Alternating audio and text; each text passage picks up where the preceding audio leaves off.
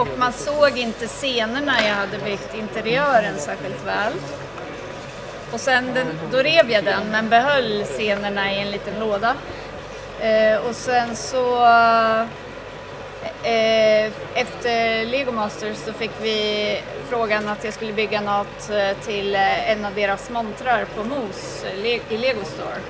Då byggde jag en mini-tomteverkstad med några scener bara för att ställa ut i montern där. Men sen tyckte jag den var inte så rolig att ha hemma. För den var ganska simpel och det skulle ju bara synas en sån liten ruta liksom. Jag ville ju bygga något större.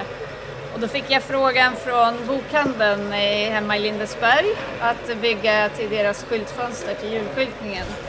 Och då åkte gamla hederliga kvarteret-modulerna fram igen.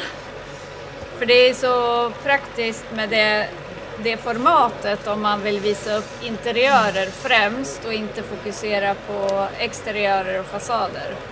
Så man vill spela upp olika scener. Så grunden är scener från den här filmen på julafton med Kalle Ankas jul. När de målar schackbräden, skrämmer dockorna med spindeln, borstar tänderna på renen och snickrar och syr och målar dockhuven och sådär. Så då försökte jag få in så många scener som möjligt från det. Och sen fyllde jag ut med lite egen fantasi.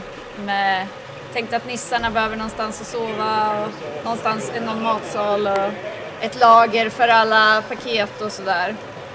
Och så kände jag att det blir lite tråkigt med bara kvarteret. Så jag kände att jag ville ha någon utemiljö där det hände lite grejer också. Sådär. Så att då la jag till en bas som jag kunde ha då, med lite andra grejer.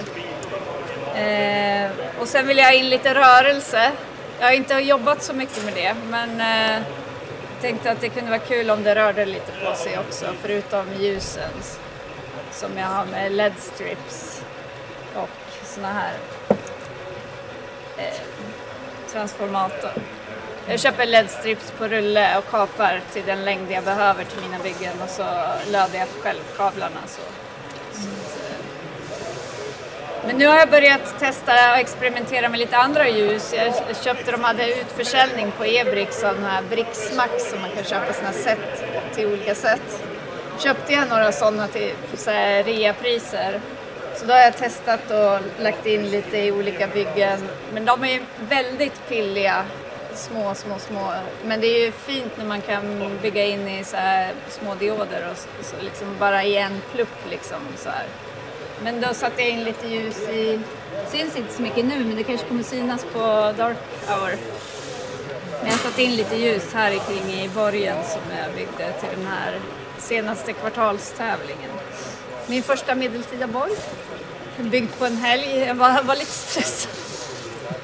Men då tänkte jag, då var det korsande tidsåldrar så då valde jag blanda medeltid med nutida influencers som på semester har kommit lite fel.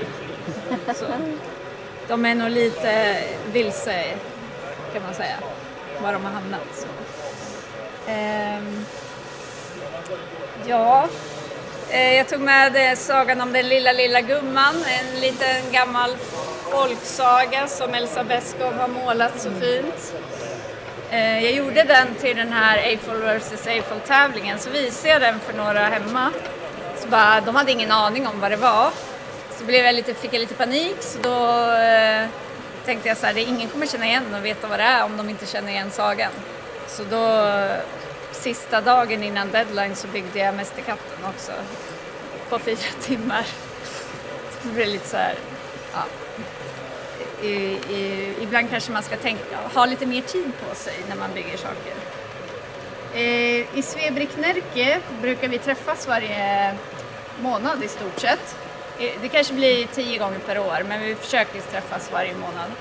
Och då har vi små byggutmaningar till varandra.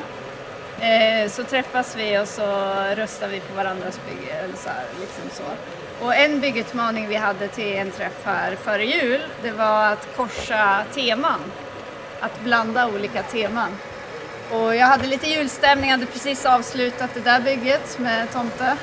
överallt. Så att jag hade lite julstämning när jag tänkte där, hur ska jag korsa teman? Så gjorde jag en julfest blandat med Star Wars, Harry Potter, Batman och Lord of the Rings. Så det är en lite Voldemort som delar ut paket och grejer.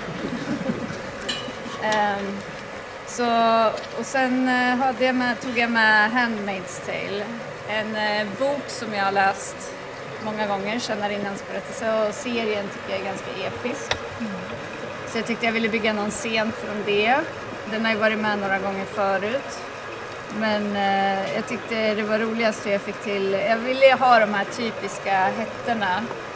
Och jag letade i legolådan, så hittade jag Snowtrooper-hjälmarna. Vände upp och ner på dem, så vart jag väldigt nöjd med formen. Så. Men det jag vill prata mest om är det här. Jag vill ju sälja in det här konceptet, CB Ideon, så att fler ska haka på. Det började faktiskt som en Svebrik Närke-utmaning. Vi hade det som en månadsutmaning att bygga talesätt och idiom. Och så skulle vi gissa varandras. Men då hade vi alla byggt i olika format. Och så tänkte jag, det här borde ju kunna göras ett coolt CB av. För det finns ju hur många såna här som helst nästan. Jag har en bok hemma med 5000 idiom. Och det som är roligt med dem, det är att de kan ju ändras över tid och det kommer nya hela tiden. Vissa blir lite föråldrade med tiden. Vissa hör man inte så ofta, som den här är lite gammaldags. Hamnar på glasberget om kvinnor som inte blir gifta. Medan andra kanske känns lite mer moderna, som att komma ut ur garderoben. Och många av de här är väldigt språkspecifika. De är liksom alltså de kan vara väldigt olika i olika länder. Om du försöker förklara för någon från ett annat land vad skita i det blå skåpet är. Det är väldigt typiskt svenskt. De är ju väldigt roliga när det är så här bokstavstolkar dem och byggar dem i Lego. Och det finns ju väldigt mycket att ta där, så väldigt roliga. Den som jag tror att folk har haft svårast att lista ut, det är den här. Det finns ju extremt många uttryck som beskriver att någon inte är så smart. Nej, inte alla hästar hemma, inte den vassaste kniven i lådan, hissen går inte ända upp och så vidare. Men den här figuren, den saknar inredning på kontoret. Så att, man skulle kunna göra en helt CB med bara de uttrycken nästan. Så det här vill jag uppmuntra fler att vara med på framöver, så vi kan utvidga det. Språknörden i mig blir väldigt glad när fler hakar på. Den med däcken då? Han går i däck. Han gör Göteborg. Ja. Så det... Ja. Jag vet inte om jag har frågor på det. Men nej, jag har lagt upp det som ett CB. Det finns under Community Builds i forumet. Det är i stort sett samma format som Disney CB. Det är 12x12. Och 8 bricks hög ovanpå plattan så. Vi har dock tagit bort de här svängda kanten, att det liksom är en fasning på hörnet. Men, och sen att vi har vit ram istället för svart som Disney har. Ja. Det blir ganska mycket roliga diskussioner. Det var många som stannade till här och ville lista ut idag liken. Det var ganska många som fastnade här, både barn och vuxna. Det blev lite lektioner också för de yngre förmågorna som inte riktigt hade koll på alla uttryck. Förklara vad de egentligen betyder. Så.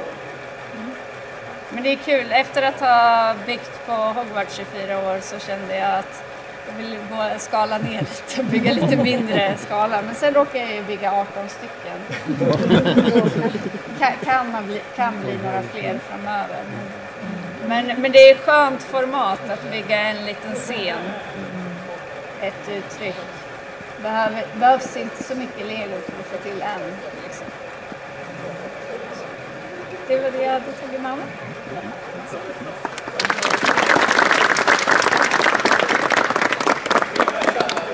Har du fler?